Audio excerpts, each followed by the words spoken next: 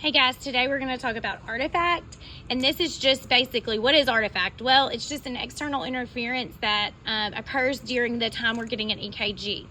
Usually it's because the patient's moving or we didn't clean their skin well enough and it's not dry, and so the electrodes cannot stick accurately to their skin. If we have artifact on our EKG tracing, then it is not an accurate EKG and it cannot be interpreted correctly if artifact is present. So what I'm going to teach you today is how to identify what is artifact, and also how to remove that artifact from your EKG. One thing I want to mention here before we jump right into it is, if you notice your EKG machine has an artifact filter, you always want to make sure that that is turned on. A lot of times it will filter out a lot of the artifact that we have that our EKG could be exposed to, but you want to make sure that filter is on. Okay, the first type of artifact we have is somatic tremor.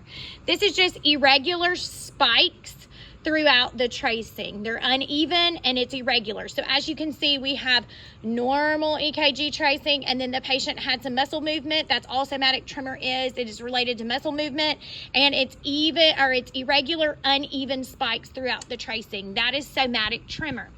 Now, the patient could be shivering, the patient could be anxious, that can cause some tremors. The patient could have a neurological deficit, could be Parkinson's disease, it could be side effect of medication. It also could be because they're cold and they're shivering. So once we identify somatic tremor, we have to identify why the patient has the tremor, and then we can hopefully correct that. If the patient's cold and shivering, what are we gonna do? Well, we're gonna give them a blanket. If they're anxious, we're gonna try to decrease their anxiety.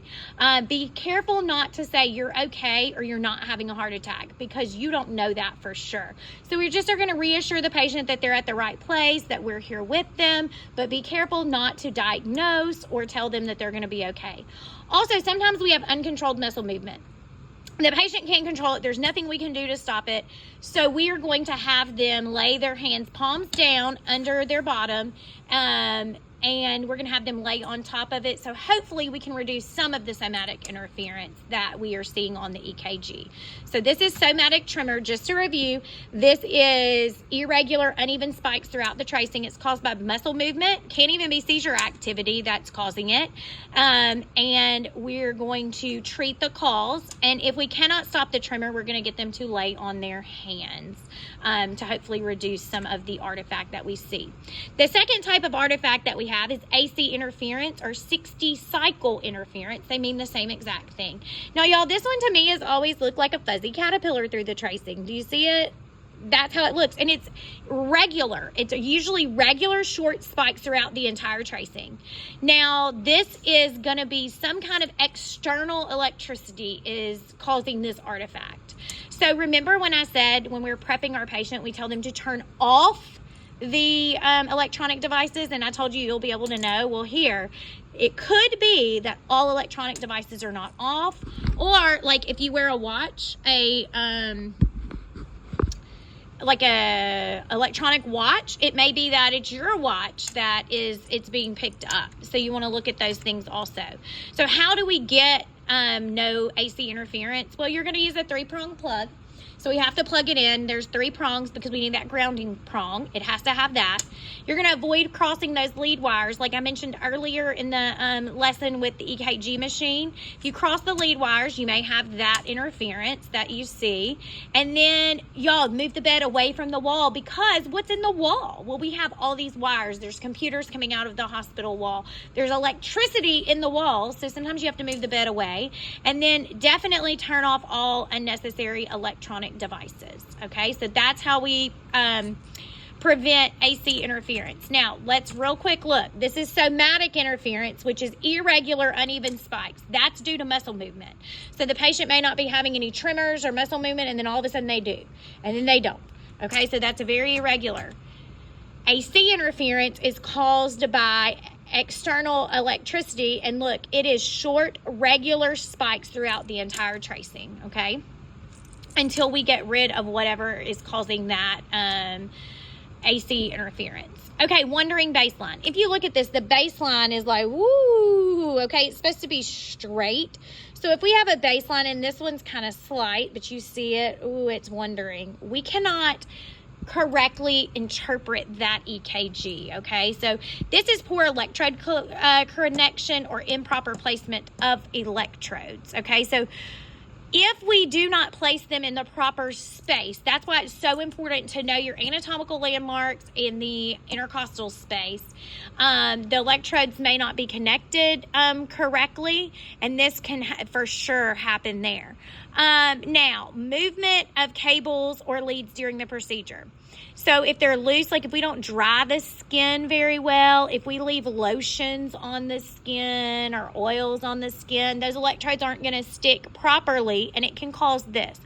Also, if the patient has labored breathing, like, okay, so a big breath, this can also happen for the wandering baseline, okay? So how do we fix this? Well, we're going to clean the skin prior to attaching the electrodes, and we're also going to instruct the patient to avoid using creams and lotions before. Again, please make sure the filter is turned on so that it can remove a lot of the external interference. But this is a wandering baseline, and obviously it is just not straight. It's not a straight line. It wanders around, and it's usually something to do with the skin or the electrodes being attached or the leads being attached. Obviously, if you take a big breath or a big sigh or even a cough, you might see this from the patient, okay?